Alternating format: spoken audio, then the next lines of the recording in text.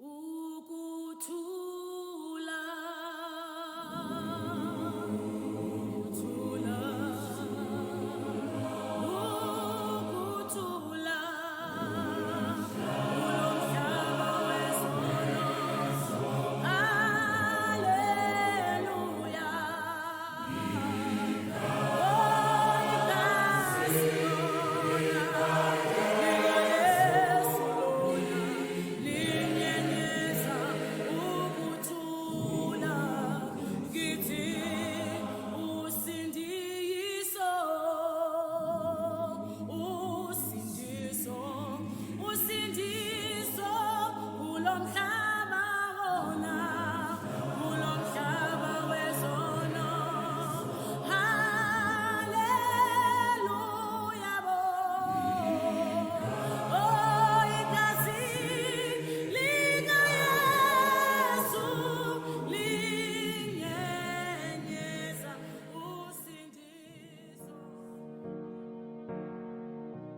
The destruction of the Earth's environment is the human rights challenge of our time.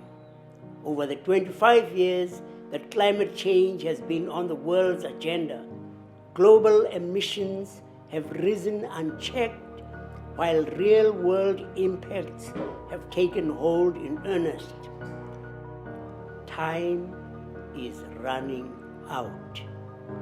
We are already experiencing loss of life and livelihood because of intensified storms, shortage of fresh water, spread of disease, rising food prices, and the creation of climate refugees. The most devastating effects are visited on the poor, those with no involvement in creating the problem, a deep injustice. Just as we argued in the 1980s that those who conducted business with apartheid South Africa were aiding and abetting an immoral system, today we say nobody should profit from the rising temperatures, seas, and human suffering caused by the burning of fossil fuels. We can no longer continue feeding our addiction to fossil fuels as if there is no tomorrow, for there will be no tomorrow.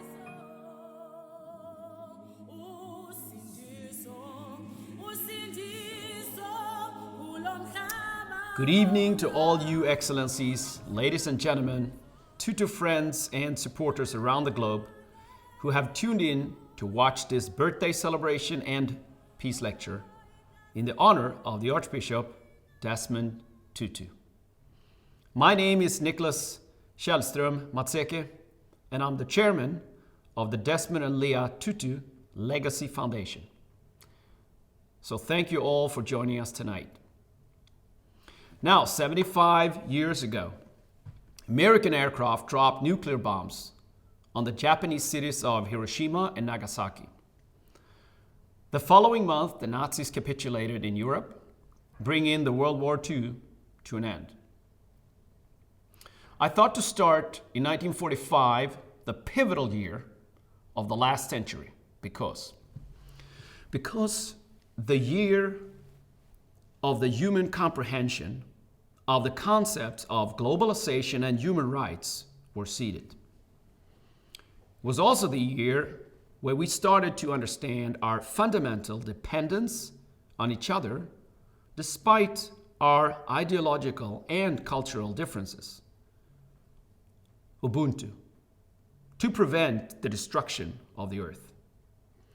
It was the year that the United Nations was established as a forum for the development of global consensus.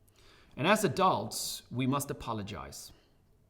We must apologize to them because despite all the knowledge that we have accumulated and technology that we have developed, our journey over the past 75 years has delivered us to the climate brink.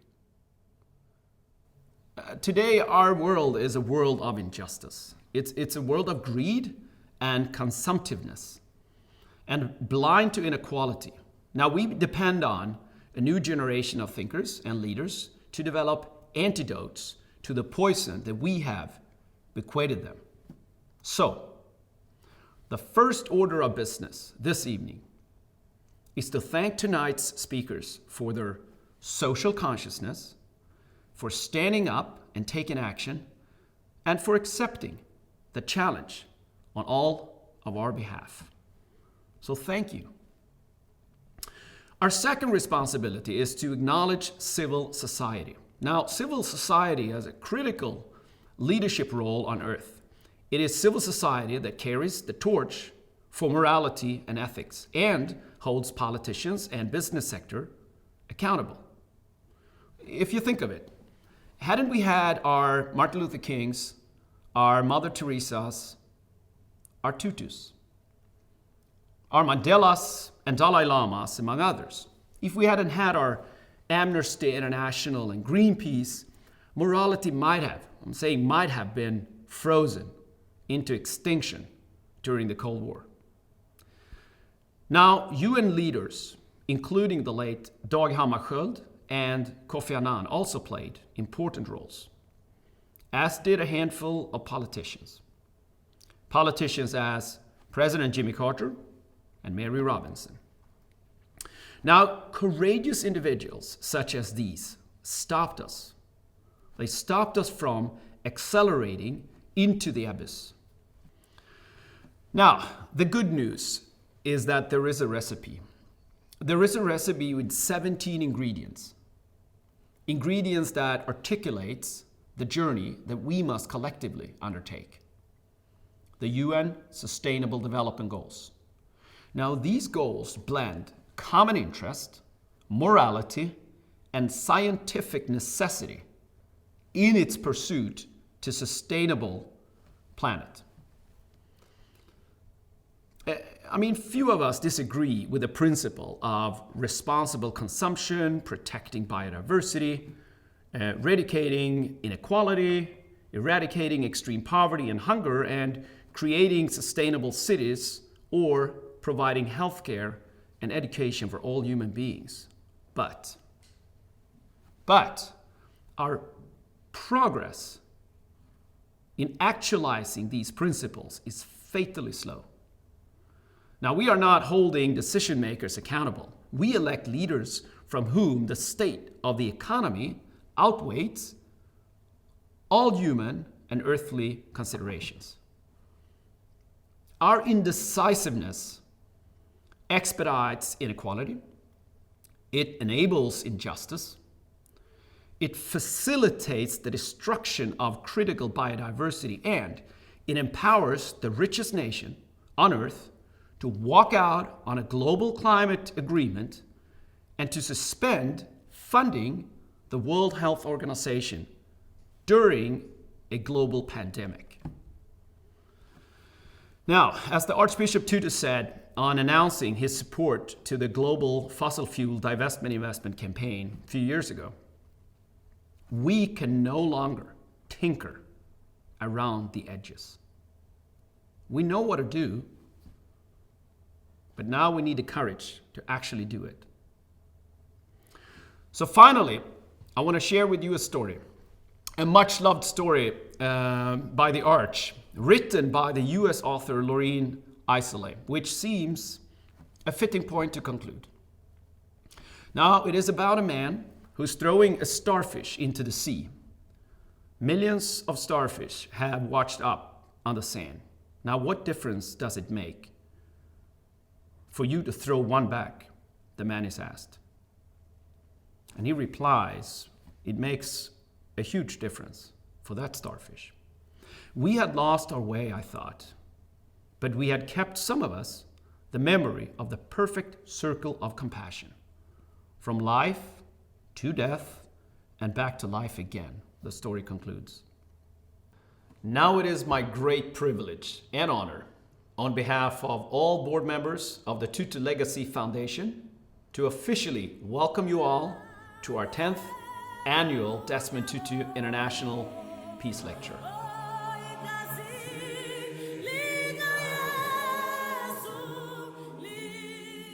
A very warm welcome to all our friends in South Africa and globally.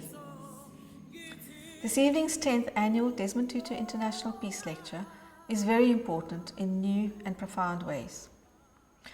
Not just because it's being digitally broadcast from across the globe rather than taking place in Cape Town, but because the event is happening at a time of extraordinary vulnerability for all the world's people and for our earth. Who could have imagined on 7th of October, the Archer's birthday last year, that 365 days later, humanity would find itself fighting a historic pandemic, an economy-crushing health catastrophe exposing all our stark inequalities. On this precipice, we have arrived at a critical crossroads. The choices we now face matter more to our survival than any choices we've ever encountered before. Choosing the subject of the 10th Annual International Peace Lecture was moot. Last year we covered the critical topic of corruption. The message was quite simple. Just say no. This year's topic is equally relevant. The Tutu Foundation, united with the South African Council of Churches, the Nelson Mandela Foundation, the Foundation for Human Rights, the Ahmed Kathrada Foundation, and the Council for the Advancement of the Constitution, to say, no more stealing the future and the health of our people. I've always thought that Desmond Tutu, Rebel Rouser for Peace, a book title of an authorized biography of the Arch, was such an apt characterization of him. I inquired its origins and was told that at a fiery rally at Jabulani Stadium in Soweto, to welcome the Rivonia trialists, and before Madiba himself was released, the Arch's fierce rhetoric prevailed. At that assembly, Mama Albertina Sisulu greeted the Arch and said to him, in good humor, "You're just a rabble-rouser, man." Apparently she'd always called him that. I asked where the peace part came from and was told the Archer's purpose was to address the crowds of young people at the rally with his impassioned call for justice and equality that day, and then steer that passionate energy and anger into constructive action.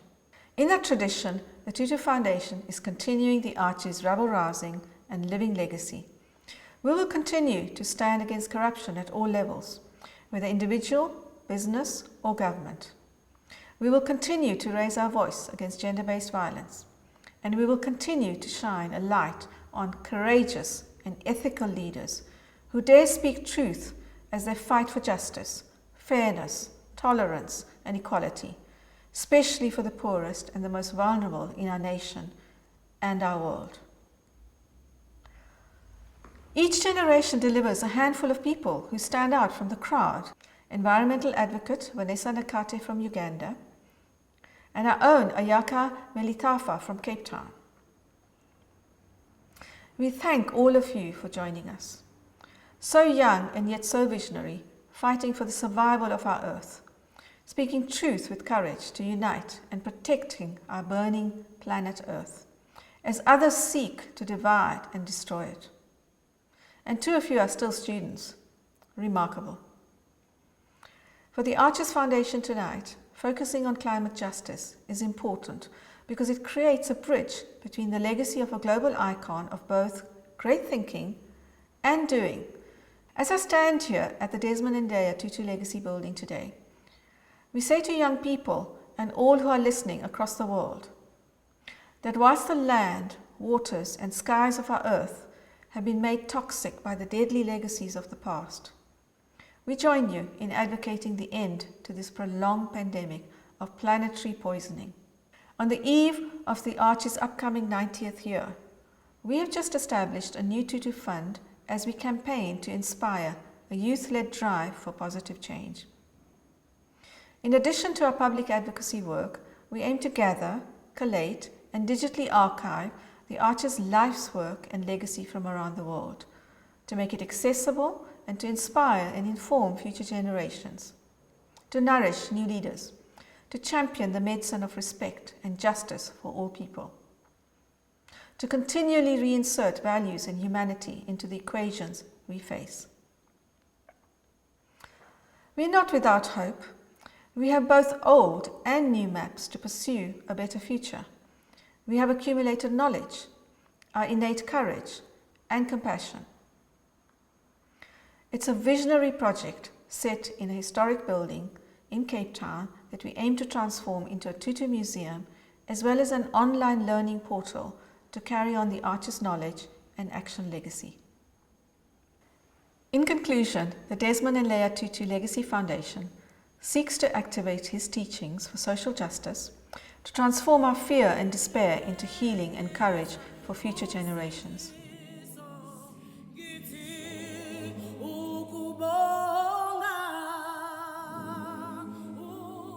Good evening, everyone. My name is Ayaka Melitafa. I am a climate justice activist from South Africa.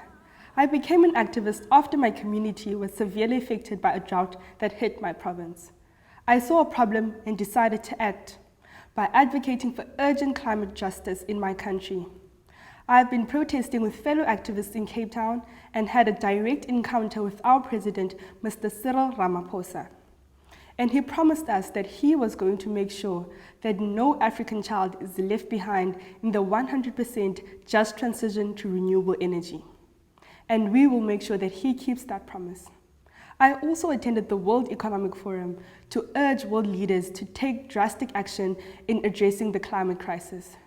To the young people of South Africa, my message to you is this. We need to stop being passive. We need to stop putting each other down and criticizing each other. We are powerful beyond measure. And together, we will truly make powerful and effective change. If we stand up, take up space, and move as a unit, we will be able to correct all of the socio-economic injustices that we are currently facing as a country. The first young woman is Vanessa Nakate, a Ugandan climate justice activist that decided to take action in her community after she became concerned about the unusually high temperatures in her country. She is a founder in the Rise Up movement, where she encourages us to stand up, to speak up, and to act as we do not have time, because we really do not.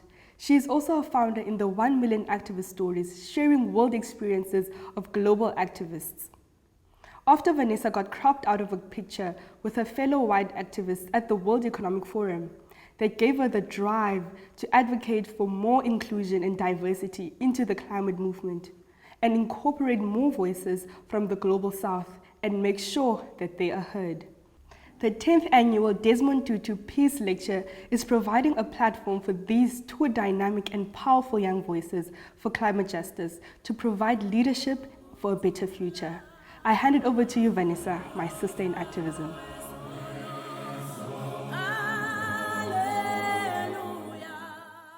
Greetings to you all. My name is Vanessa Nakate and I'm a climate activist from Uganda.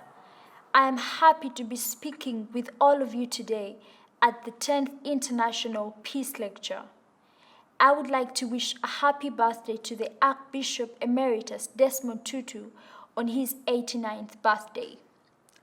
I started doing activism in the first week of January 2019 after seeing and researching about how climate change was affecting the people in my country. I went on to understand how it specifically affects the African continent, and I realized that the climate crisis was the greatest threat facing humanity. Africa is the lowest emitter of CO2 emissions of all continents, but it is among the most affected by the climate crisis. Climate change greatly affects the water resources, food security, infrastructure, ecosystems, and the people. We have seen devastating impacts of climate change in Africa, for example, the droughts and the floods. With the increasing global temperatures, the weather patterns are being disrupted, causing shorter and heavier rainy seasons and longer and hotter dry seasons. The heavy rainfall has led to floods in different parts of the continent, leading to much devastation and destruction of people's livelihoods. Many people have lost their lives, while many have lost their homes, farms, and businesses. Cyclone Idai was one of the worst cyclones to affect the African continent, leaving a lot of damage in Mozambique, Zimbabwe, and Malawi. The heavy rainfall and strong winds left more than 1,300 people dead, and many more were recorded as missing. Everything was reduced to rubble. All that was left was an economic crisis. This year we witnessed the water levels of Lake Victoria rise as a result of the heavy rainfall in East Africa. The water flooded homes of people, displaced people, washed away farms, submerged toilets, and led to a water and food crisis. We also saw an invasion of locusts in East Africa, and these were linked to the heavy rainfall experienced and the warm temperatures as a result of the global rise in temperatures. The locusts led to massive destruction of crops as they ate everything that was grown. This threatened the availability of food for the people in the region. And in September, we saw massive flooding in Sudan that killed nearly 100 people and leaving thousands homeless. The Nile regularly bursts its banks, and farmers rely on the flood waters to create fertile land. But people who live along the Nile have never seen anything like the extent of this year's flooding. Drought threatens millions of people in Africa. Southern Africa has experienced terrible droughts that have led to food insecurity and water scarcity. I remember talking to a friend and an activist from Zimbabwe who told me that water was very valuable to them because they have been at a point of struggling to get it. The water levels of Zambezi River, Lake Chad, and Victoria Falls are lower than they have been for decades. Lake Chad specifically has shrunk to 1/10 of its original size in just 50 years. Over 5 years of droughts in countries like Somalia have left almost half of the population without anything to eat or water to drink. The droughts have left nothing behind for the people except agony, pain, suffering, starvation, and death. Because no rain means a hunger and death for many people. Most countries in Africa heavily depend on rain for their agriculture, for example, the Western Cape region of South Africa. Unfortunately, this region has seen heavy droughts which have affected crop growth. These droughts have been caused by poor rainfall, and this has led to water stress and scarcity in countries like South Africa. And because of this, we have seen many water use restrictions put in place. People do not have to live like this. South Africa is Africa's largest emitter of greenhouse gases. But South Africa also has a rare influence for an African country. They need to use their position in the G20 and BRICS countries to fight for the affected people throughout Africa on the global stage. What does climate change mean for Africa? It means food crisis. It means water crisis. Half of Nigeria has no access to water, and according to Oxfam, 12 million people in Ethiopia, Kenya, and Somalia are in dire need of food.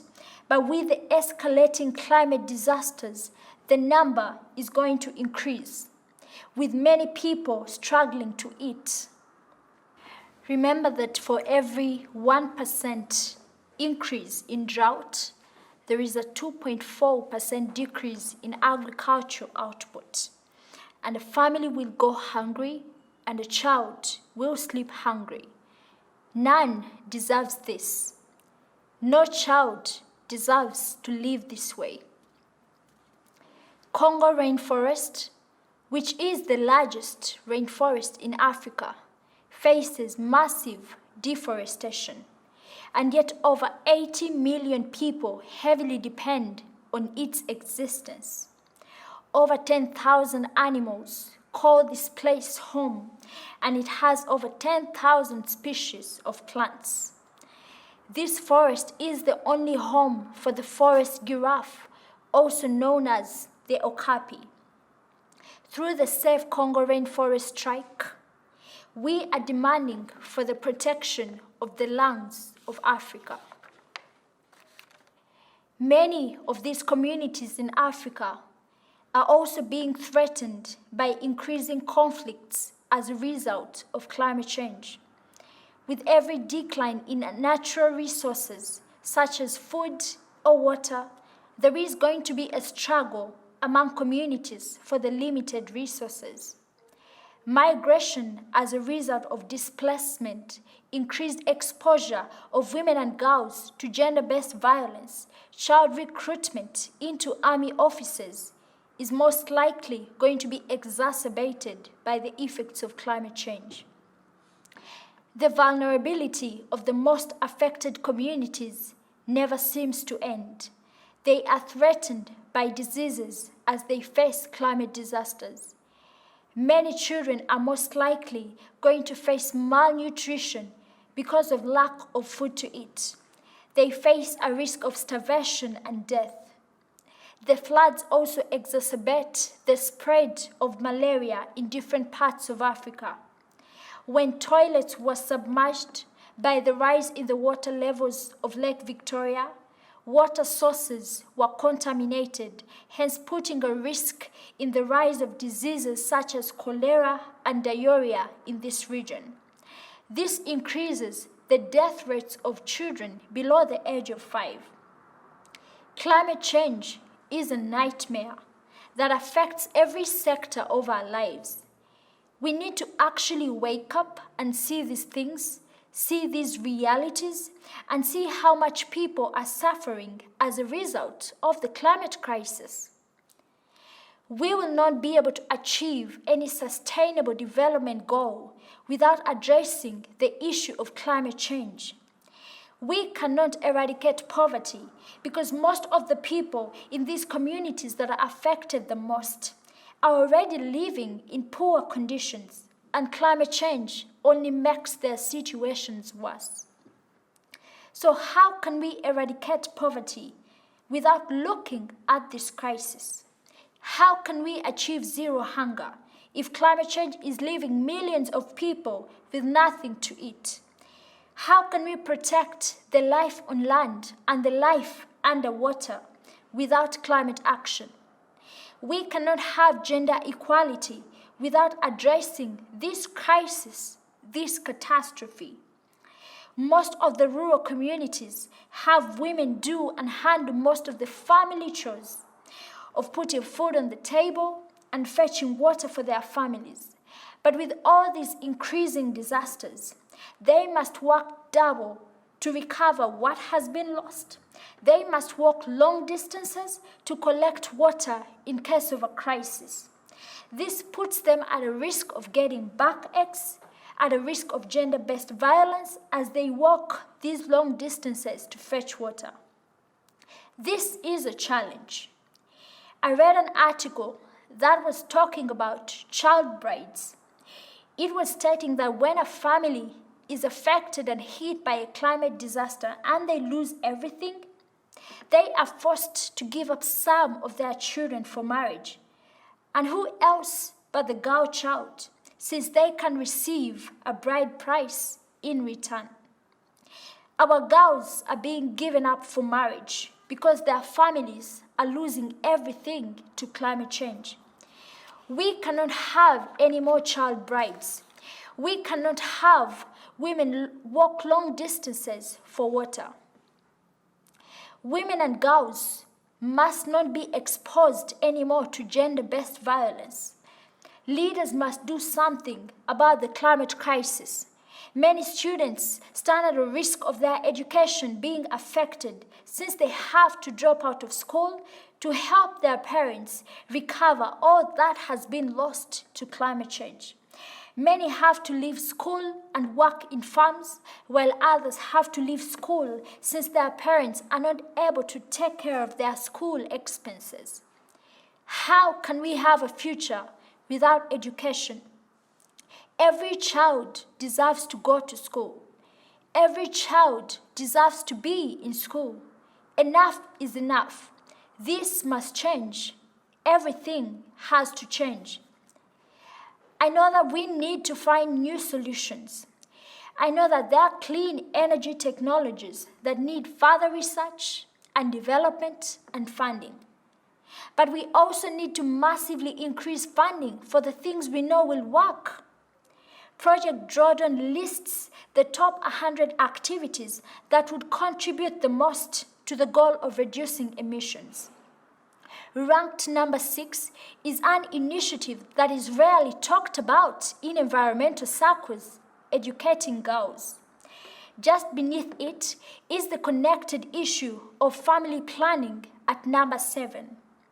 The education of girls and family planning can be considered as a single issue involving the empowerment of women in communities across the world.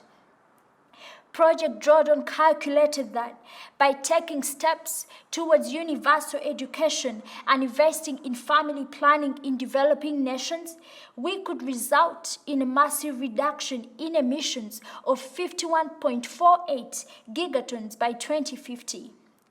That is roughly 10 years' worth of China's annual emissions, and it's all because the world's population won't rise quite so rapidly. Educating girls has an impact beyond the individual, cascading into her family and her community. Research shows that women with higher levels of good quality education marry later and have fewer and healthier children, live longer and enjoy greater economic prosperity. Why is no one talking about this? Why are we not doing this? We need to be excited about educating and empowering girls as the next shiny technological solution. We need to fund education for girls and family planning, and we need to do it on a massive scale, and we need to start now. The current crisis is not something that is coming in the future. You must treat this as a crisis. Leaders must realize that the climate change issue is an urgent issue. It is a serious issue, and now is the time for them to face the climate emergency. We are in the anthropogenic age, and we are going to see disaster after disaster, challenge after challenge, suffering after suffering, extinction of species, destruction of ecosystems and communities if nothing is done about this. You must be asking yourself how we are going to survive this and build a better future for the world. First of all, leaders must acknowledge that we are in a crisis and start treating it as a crisis. The people and the planet must come first before anything else. If you do not treat climate change as a crisis, then you will not do what is necessary for us to get out of this mess. It is time for leaders to leave their comfort zones and see the danger that we are in and do something about it. This is a matter of life and death. We are showing you the direction. There are two choices we present to you today: life and death. Choose life for the people. Choose life for the ecosystems. Choose life for the planet. Be part of the change. Be part of the transformation. Use your voice. Use your platform. Use your resources. Use your position.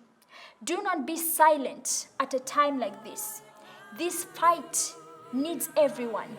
If we are united, if we work together, if we demand for climate justice, we will be able to transform the world and make it a better place.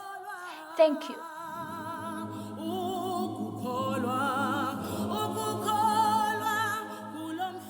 Dear Archbishop Tutu, happy birthday.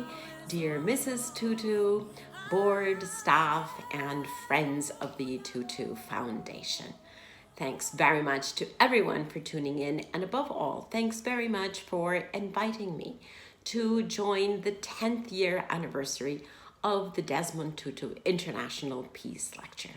Now, as it is your 10th anniversary, I actually thought it would be quite appropriate to look at the next 10 years and beyond. But before we do that, could we just cast a quick glance on where we are right now in the year 2020? Now, in order to cast a glance, I invite you in your mind's eye to picture a beach where there are adults, not children, adults, sitting on the beach with their back to the ocean and building sandcastles. And unbeknownst to them, there is a wave that is coming toward the beach, and that wave is entitled the health crisis. Behind that wave, there is a greater wave that is coming toward the beach, and that wave is entitled the economic crisis. Behind that one, there is a larger wave entitled the biodiversity crisis. And behind the biodiversity crisis, there is a wave that is 10 times higher, 10 times longer than all of the first waves, and that is entitled the climate change crisis. Now, what is sadly unseen by everyone is not just that the adults have their backs turned to these crises coming at them, but that underneath all of those waves, there is an undercurrent that is part and parcel of all of those waves, being affected by the waves and multiplying those waves. And that underlying current is inequality. So here we are in 2020, sitting on the sand with our backs to those crises because we have refused to look squarely into those crises for such a long time. Those crises have now converged in the year 2020. We did not ask for those crises to converge, but they have. Now, as Archbishop Tutu has taught us, we learn from history that we don't learn from history. And yet, the convergence of the crises in 2020 has made 2020 a year that if we humans won't remember, at least history will remember. Because it is the year of the convergence of the crises, and hence we have to ensure that we make it the year of the convergence of the solutions. We do not have the time or the financial capacity around the world to deal with each of these crises individually and sequentially. We have no other option but to bring them together in a harmonious whole and address them in an integrated fashion. That is why it is so critical that the economic recovery packages that are being designed and distributed and invested into all countries now to come out of the original health crisis. These economic recovery packages must be green and they must be inclusive, because that is the only way that we're actually going to be able to converge the solutions to the crises that have now converged on the year 2020. Now, from today, from 2020, looking out onto the horizon into the future, what do we see? Well, we see that we have already started what scientists and many others are already beginning to call the decisive decade, the decade of the 20s. Why? Because it is precisely over the next 10 years that we collectively are going to be deciding what the quality of life on this planet is going to be, not for a couple of decades, but very likely for hundreds of years. That may sound like an exaggeration, but it's not. It is no exaggeration that this is the decisive decade in the history of humankind. By 2030, we will either have continued business as usual, which is what we've been doing for the past 10, 20, 30, 40 years, continuing to emit greenhouse gases at the level that we are, in which case, if we continue on this business as usual, by 2030, we will have condemned the world to constant and increasing destruction of infrastructure, of communities, of disappearance of communities because of sea level rise, of increasing fires, which we have seen rampant this year, of storms, of hurricanes, of floods. We will have condemned everyone to a world that is increasingly uninhabitable, to a world where drought continues to make expanding areas uninhabitable because of the lack of water and incapacity to grow food. In all of those areas, we will see forced migration, not because people want to leave where they have grown up, where they were born, where their cultures are, where the bones of their ancestors are buried. They don't want to leave. We don't want to leave where we were born. But if our areas become uninhabitable, there will be forced migration, the likes of which we have never seen. We will also, because we will be spurred by the need to survive, we will be forced into individualism, the likes of which we have never seen. We would be creating social pressure and hence political conflict like we have never seen, all ending up in human misery. Now, are we condemned to that world? Do we have to accept that that is our only future? Absolutely not. And that is the good news. Over the next 10 years, we can and we must cut greenhouse gas emissions by 50% globally, especially in industrialized countries who have the responsibility to cut much more than their 50% in order to give space for others. But as a collective humanity, we have to cut greenhouse gas emissions by 50%. And my friends, if we do that, and there's no reason why we couldn't, if we do that, then by 2030, we will have opened the door to a world that is not just not the dystopian world that I have just described. It is actually a world that is much better than the world that we live in now. It is a world in which the air in all cities is clean and fresh. It is a world in which cities are organized for people, not for cars and streets. It is a world in which cities are green and there is food being produced in the cities. It is a world in which transport is clean and efficient. It is a world in which we have clean and cheap energy being produced and is ubiquitous, accessible to all, especially to the 800 million people who today do not have electricity. Because with that, we will be able to electrify everyone through renewable energies.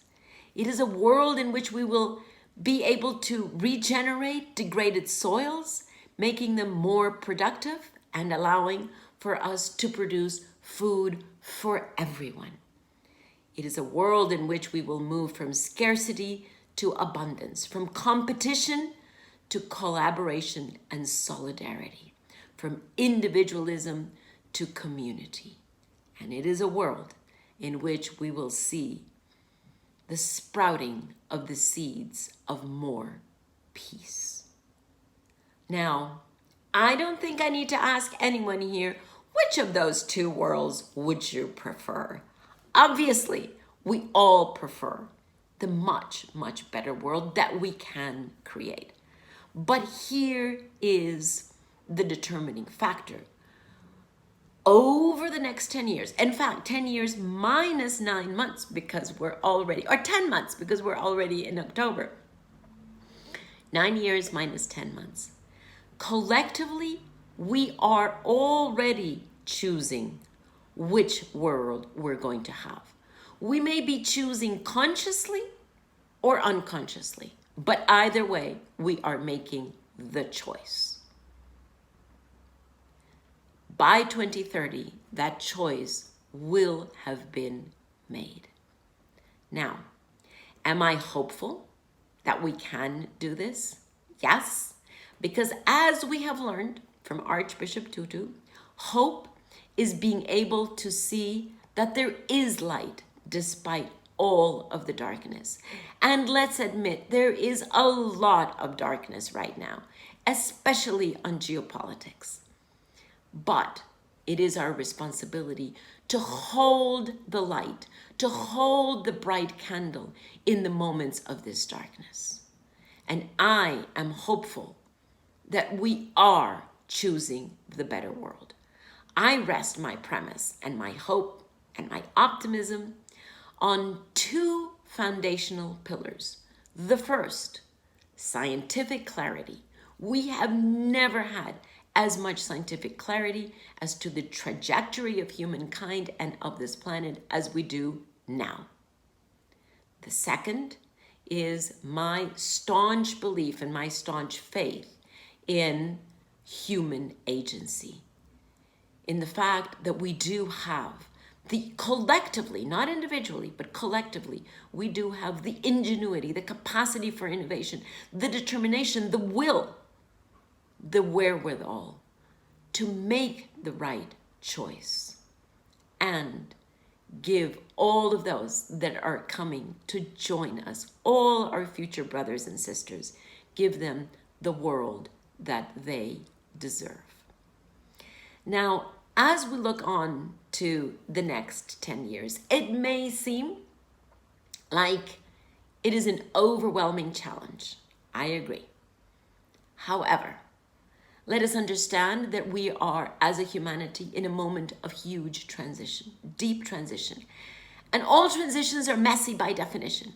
In every transition, you have evidence of the past, and we do have a lot of evidence of the past, of what we have been doing over the past 50 years. I don't need to enumerate because it is in our news feed every day. But in a transition, you also have evidence of the future. And it is our responsibility to very consciously look for the evidence of the future that is already emerging in the present. In the current moment, we can already see those seeds of the future that we want to create. So let me give you a couple of examples of trends that frankly were already nascent even before the COVID effect, but that arguably the COVID effect has accelerated them. A couple of examples. I'll give you 5. First, consumption of goods is slowly but surely morphing into access of a service. Think of the revolution that is underway in transport, where in many countries there is no longer this desire to acquire 2 wheels or 4 wheels, but rather we have understood that what we want with those 4 wheels or those 2 wheels is to transport ourselves from A to B. And we're beginning to understand that that is the important part of it. And hence, we're beginning to let go, not everywhere and not at equal speed, but we're beginning to let go of our need to own those wheels and rather to access those services. We're also beginning to dematerialize music, for example. We used to have things, CDs, LPs, DVDs, and today we access music through a finger click. Think of the way we're doing banking, internet banking. Think of the way we're accessing information. There used to be physical things called libraries. Today we access information through the click of a finger as well. So consumption of goods is morphing into the access of services. Second, we are slowly beginning to understand that the extraction model that has been at the basis of our economic model is coming to a close, and that we are having to move over now. Because we have reached planetary boundaries, we're having to move over to the circular economy, in which we don't necessarily continue to extract, but rather we optimize our resources. Thirdly, centralization is no longer the ultimate goal. We're beginning to understand that decentralization is perhaps much more useful to all of us as long as there's universal accessibility. Think of renewable energy. Think of the huge power plants that we used to have, coal plants, that then very centralized energy generation, and then we needed these long distribution lines to take energy to every single home. Well, we don't need that anymore. We are decentralizing energy, and we can put a little solar model on the roof of every single home around the world. Decentralized and universally accessible energy would not have been possible without renewable energy, without the technologies that we have today. Fourth, we are at the 50th anniversary of Milton Friedman's doctrine on shareholder primacy, in which our economy and our corporations have been operating for such a long time, assuming that the only thing that was important was to bring profits to shareholders. Today, we are slowly but surely moving over to what I would call much more of a stakeholder primacy, where we understand that corporations and the financial sector need to have people, planet, and profit. Yes, profit also needs to be there, but people and planet need to be in equal standing, because otherwise these corporations will have no social license to operate and no place in a future economy. And finally, and quite excitingly, the speed of change is increasing. We used to think about change in a linear fashion. That is no longer the case.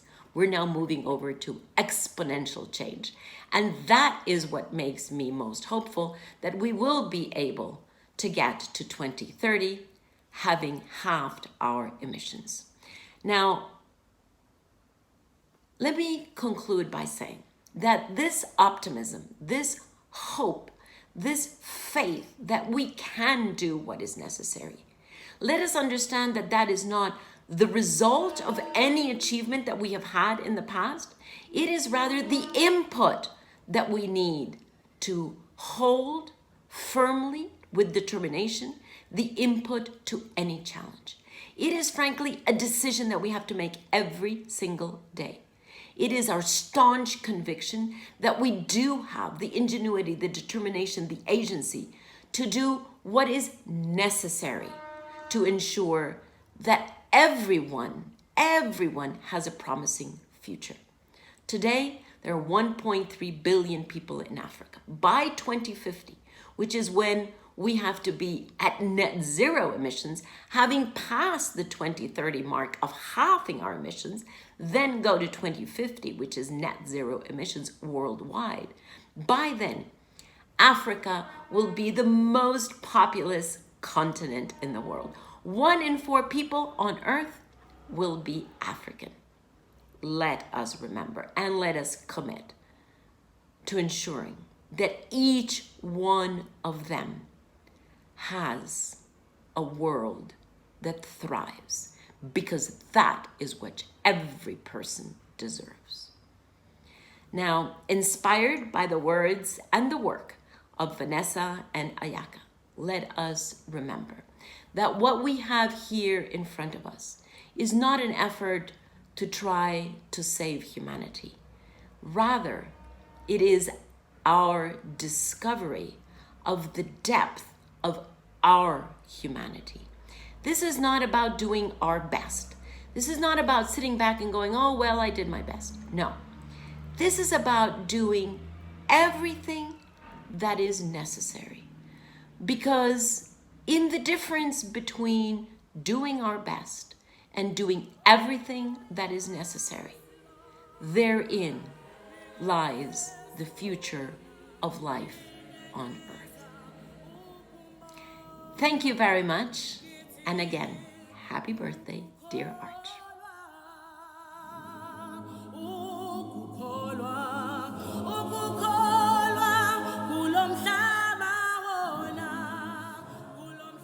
Hello, I'm very excited to be taking part in the 10th Desmond Tutu Peace Lecture from here at my home in Tennessee in the United States. And I want to start by wishing my dear friend Arch a happy 89th birthday. Now, I want to caution you, Arch, don't think of turning 89 as almost 9/10 of a century. Think of it as less than 1/10 of a millennium.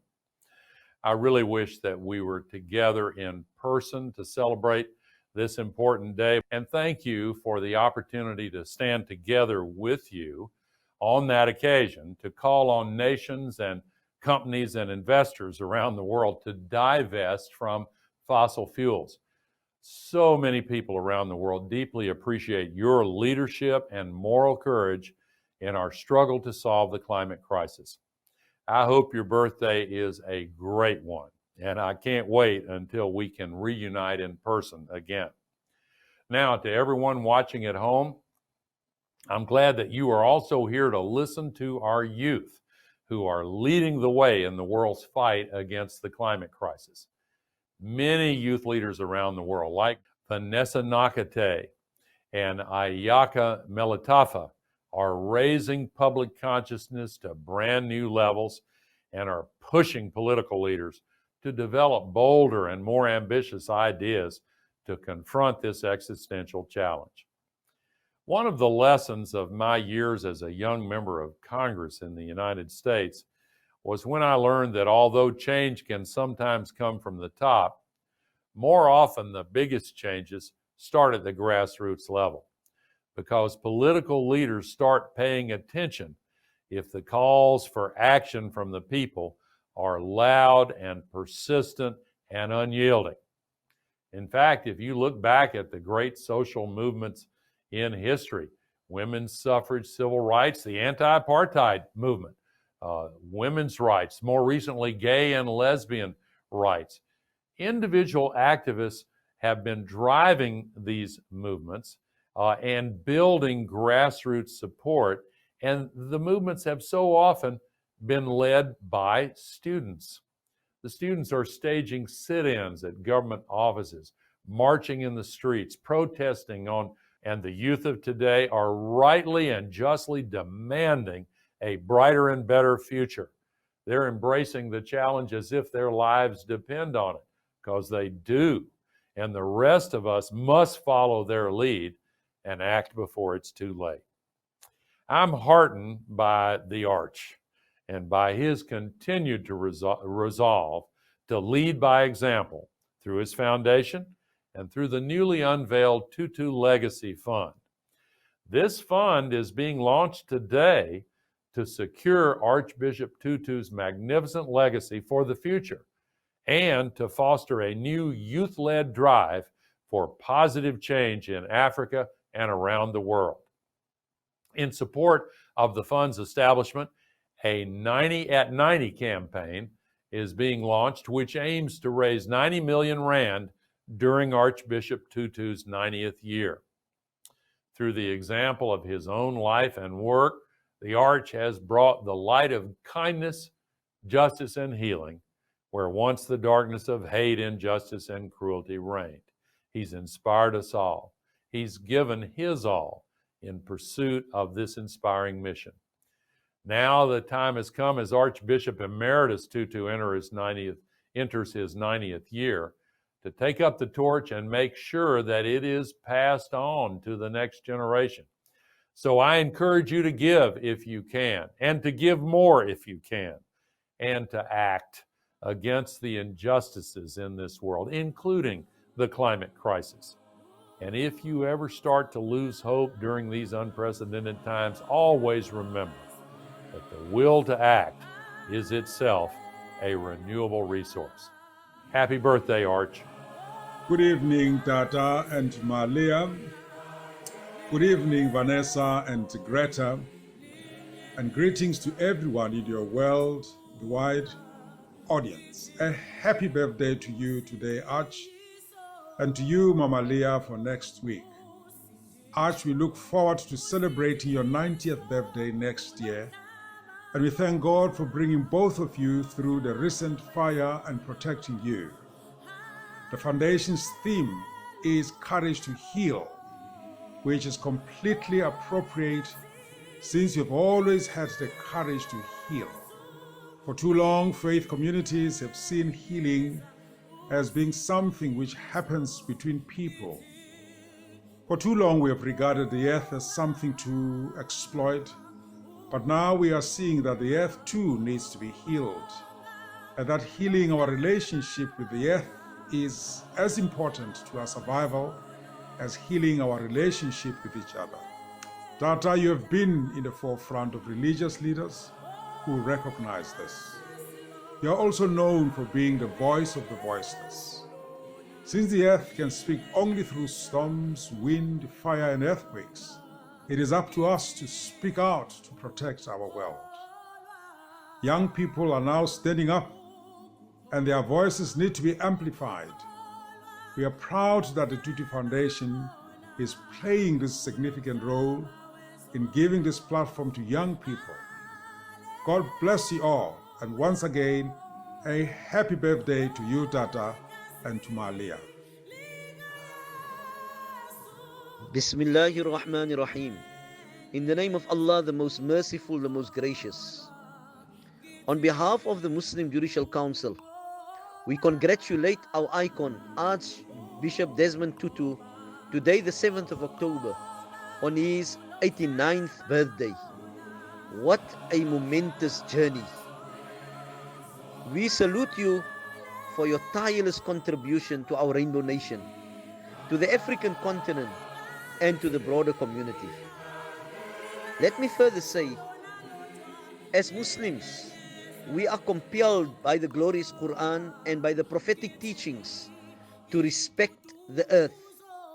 For indeed the earth is placed in our care as an amana, a trust, which we must respect. Therefore, we have the responsibility and duty to create a better environment for future generations to come by changing our behavior. In Islam, there's a clear call for action against climate change. Let us make the dua and pray and say, Bismillahir Rahmanir Rahim. O Allah, we start in your name, the most merciful, the most gracious. Alhamdulillahi Rabbil Alameen. We thank you, the Lord of the entire universe. Ar-Rahmanir Rahim, the most merciful, the most gracious.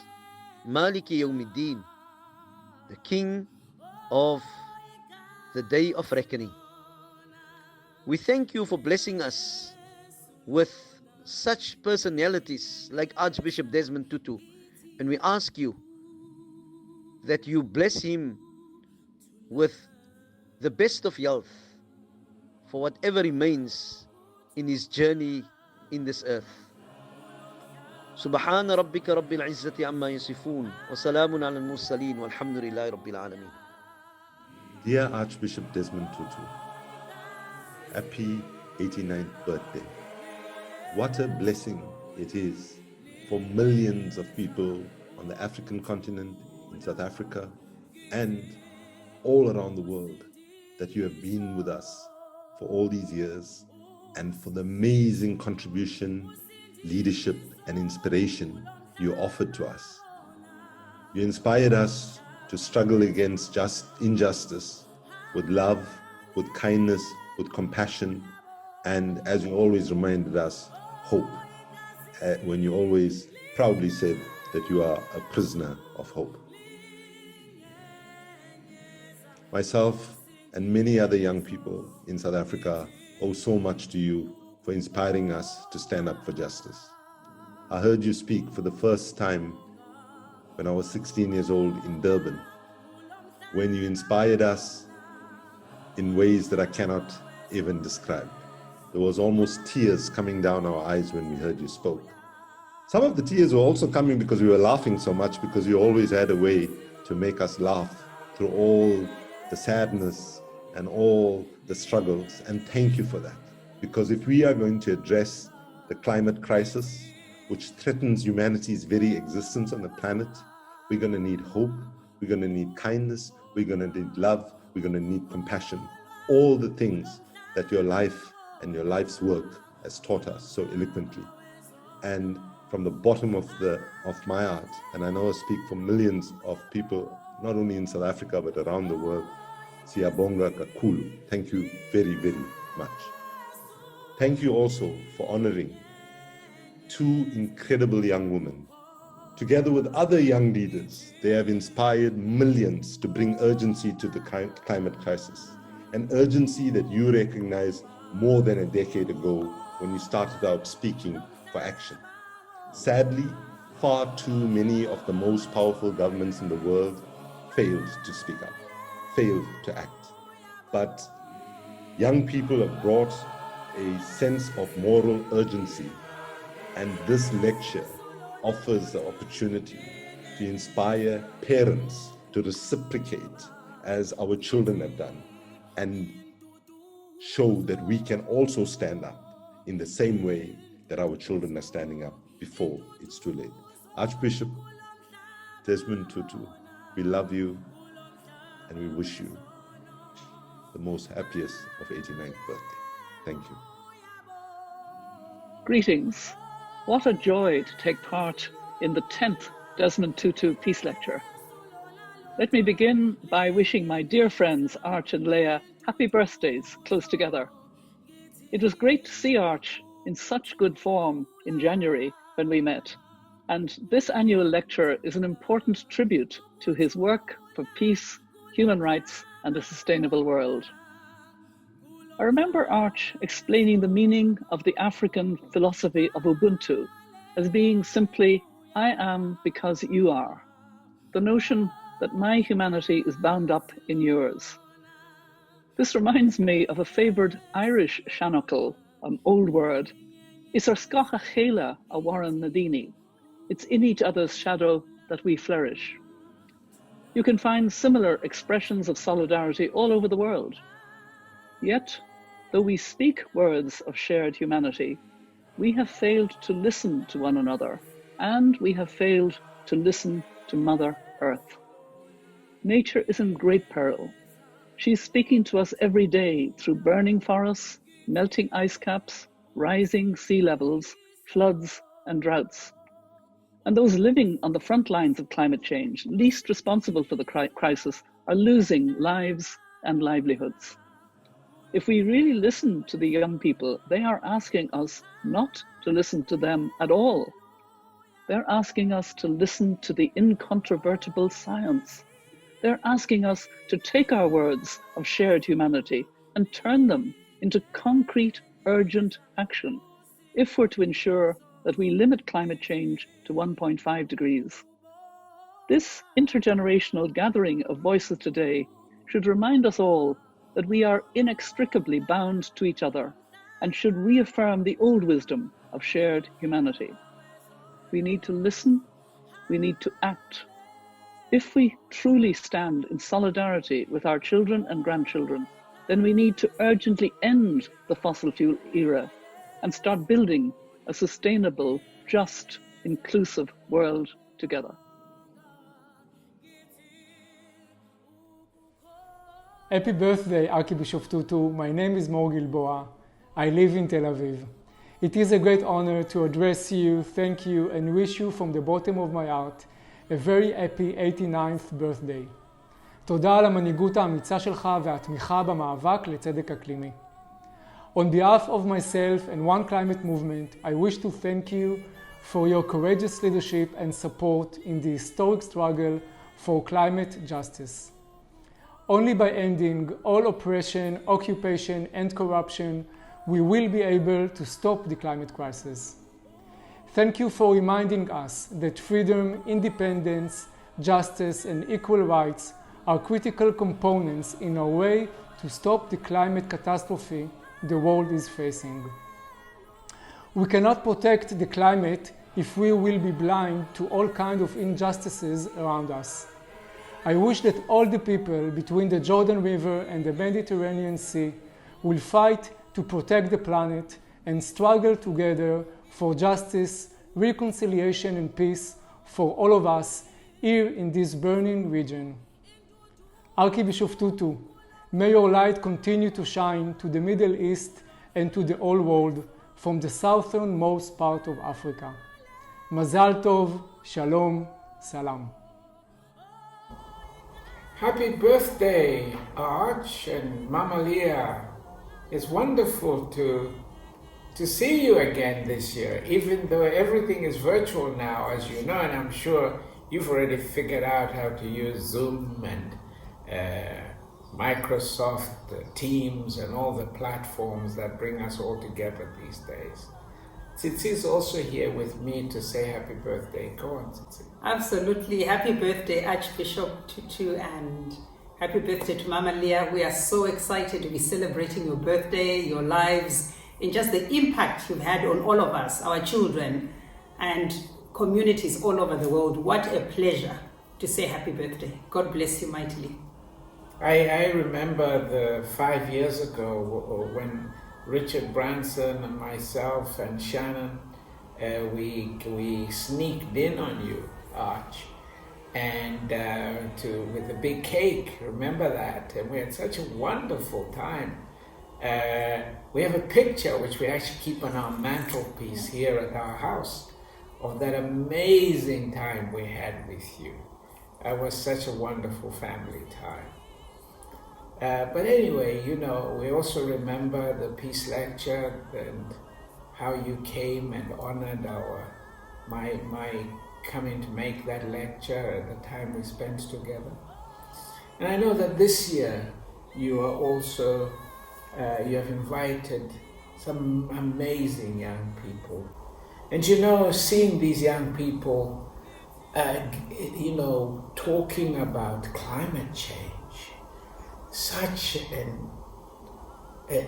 big issue, and yet they carry it almost with the voice of God, because this is a time of such great threat to the world, both with the pandemic and the ever-presence of climate change.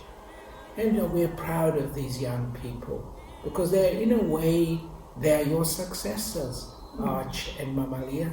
Look at their energy, look at their passion. They mirror you. And we know, just like you had the impossible task of midwifing a nation, South Africa, through apartheid and into reconciliation.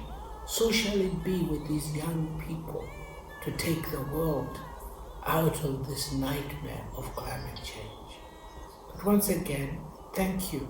Thank you for what you do. Stay safe. And we'll see you hopefully at Christmas. We're thinking of Cape Town. that we will come back and that the pandemic, by then, we will have managed to take a big step towards containing it. But stay safe and thank you. We love you. Thank you. God bless you. It is my joy, a very special joy, to offer Archbishop Desmond our blessings on his 89th birthday. Happy birthday, Chezi, and for waves of grace to reach on to Leah's anniversary of life on the 14th of this month. Mawawa. In his role as my predecessor as SACC General Secretary, Archbishop Desmond helped a young and confused Malusi Mpumlwana enter the Federal Theological Seminary for a theology degree, paid for by the SACC and supported by the British Christian Aid. Thank you, Chezi. I'll never forget that. It is my privilege for me to say today that you must remain and be our conscience, the SACC and your own foundation, the Tutu Foundation, never to betray your legacy. And that is why we have to support the Tutu Legacy Fund that is being launched today. The Tutu Legacy Fund will secure Archbishop Emeritus Desmond Tutu's example for the future generations, and as part of the foundation's efforts to ensure that they foster a new and youth-driven campaign and efforts for public good in society, both in Africa and globally. Challenging this our generation, Archbishop Desmond says, we don't have an excuse. We cannot claim that we do not know the impact of climate change on the dreams of the future generations of young people, to whom he had said, reach for your stars, for now you can become anything and you can do anything that God has given for you to be able to do. So we have no excuse. This fund, in support of this effort, will have a 90 at 90 campaign that is being mounted to ensure that we raise about 90 million rand, some $4 million US, during the year, the 90th year of Archbishop Desmond's life. The SACC, which proudly shares the legacy of the Tutus with the Desmond and Leah Tutu Legacy Foundation, will support this effort as part of our broader collaboration between the two organizations as the children of the Tutus. Tomorrow, on the 8th of October, the SACC is hosting a webinar, special webinar on economic inclusion. And this will be in recognition of the man who, through his indefatigable ministry, became a source of hope for those economically excluded people in the world, the excluded majority in South Africa and the rest of the world. This fund and this campaign is aimed at addressing the urgent need to secure the legacy of the Arch and ensure that there are fresh waves of people, young people that are joining the Tutu legacy. Through his example and his own life and work as an SSC leader and as a bishop of the church, including his campaign against the evil of apartheid, Desmond Tutu gave everything, just everything, for the success of this mission. He brought light, the light of Christ, the light of kindness, of justice, and of healing in an environment of the darkness of hatred, injustice, and cruelty, both in South Africa and the world. This prisoner of hope, for he is forever a prisoner of hope, the time has come for that hope to be the mission of all those who will endorse this campaign today.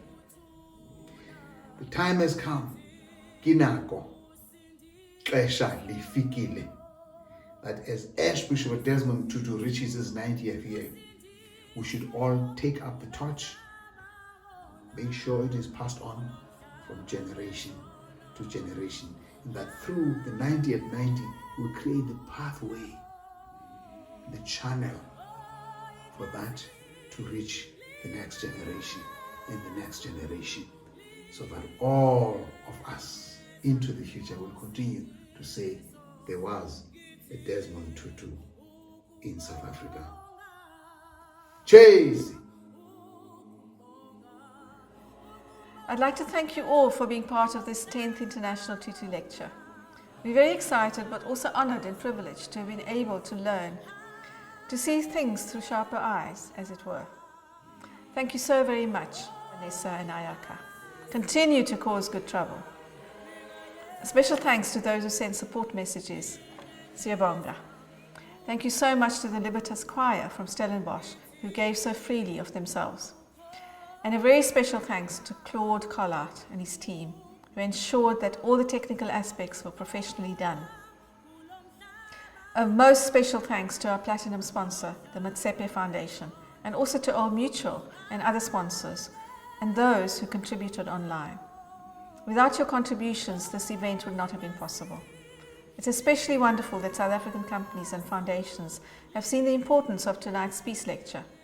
Thank you to the media for covering this event, and this would not have been possible without you either. Arch and Mama Leah, happy birthday to both of you. I'd like to thank everyone for joining us tonight and invite you to continue with us on our journey. Until next year, goodbye. May bless you and guide you on heaven's highway. It's a prayer and our greetings. Happy birthday to you. Veels geluk, lieve Desmond, omdat jy verjaar. Mag die Here jou seën en nog baie jare spaar.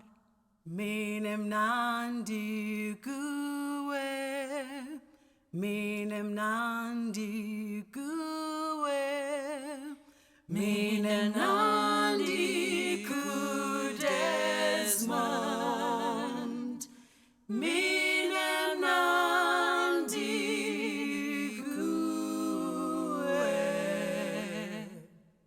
Happy birthday to you. Happy birthday to you. Happy birthday.